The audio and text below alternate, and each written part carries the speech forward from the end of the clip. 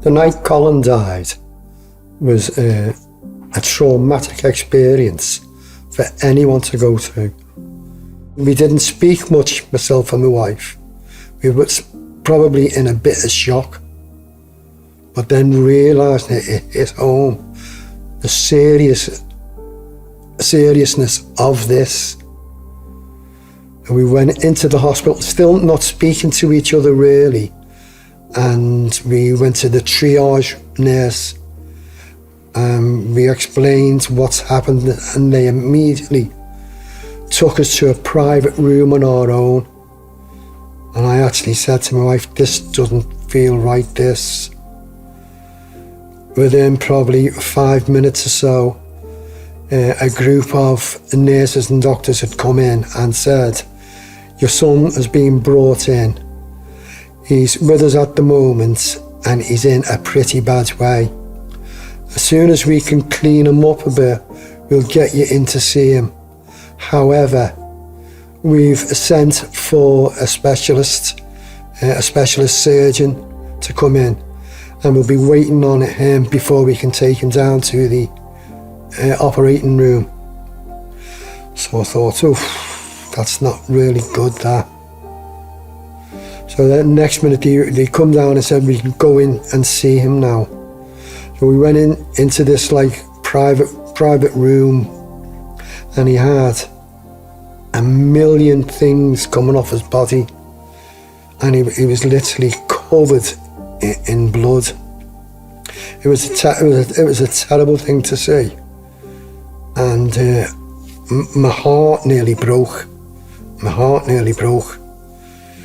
And it was eerily quiet in there.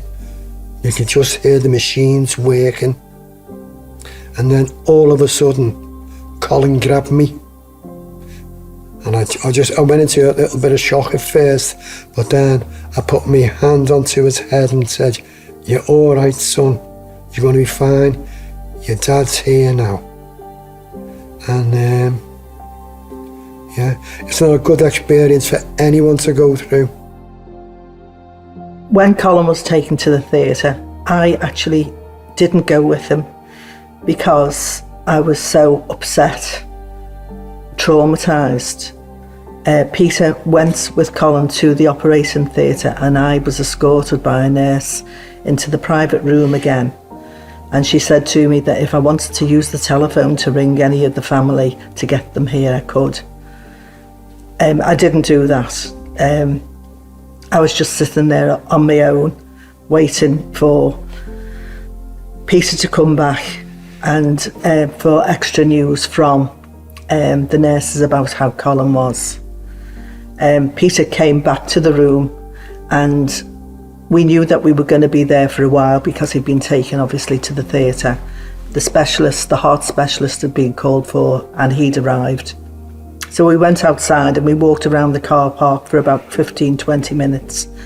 We came back into the room, and really we'd only just sat down and the door opened, and a doctor and a nurse walked in, and I just knew what they were going to say. The nurse bent down by my side and held my hand, and the doctor said, I'm very sorry, we couldn't say.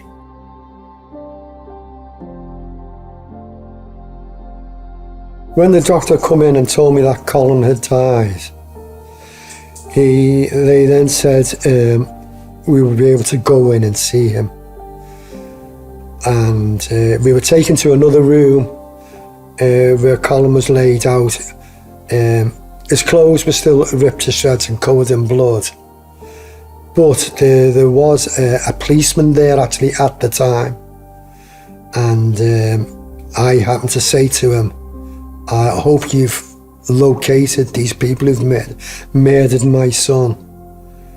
And he then informed me that we wouldn't be allowed to touch Colin, as he had become, was classified as a piece of evidence, which was quite hard actually, because at that time, all you want to do is, although we said, is just talk to him really.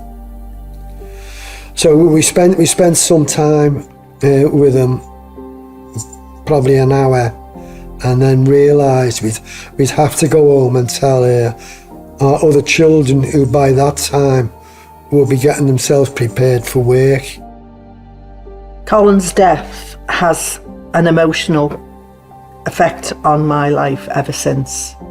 It's been 24 years since he was murdered, and each day we think of him and the suffering that he went through.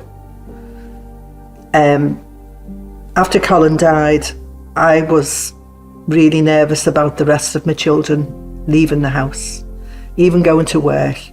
I couldn't wait for them to come in and know that they were safe. And I know that my children, the way they bring their children up, is exactly the same. We didn't ever think that anything like this would happen to our family, but it did.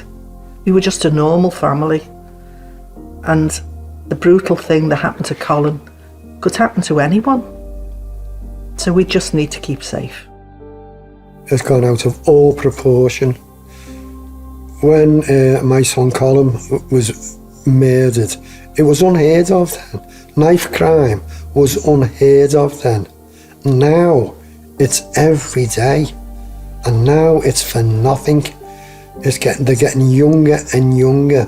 They're going into school with knives. They're going in to defend themselves. They've got nothing to defend. People ask me how I felt about Colin, and because he was out, and it was in the early hours of the morning, it's the sheer devastation it caused to us as a family. But I also felt the loneliness of my son.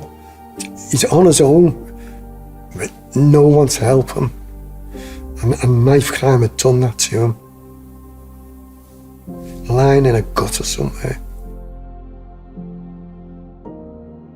Young people should realise the consequences of knife crime. It's devastating. It's devastating to the victim. It's devastating to the person who's done it. It's devastating to the families, both sides. And it's a needless thing. Do not take knives out.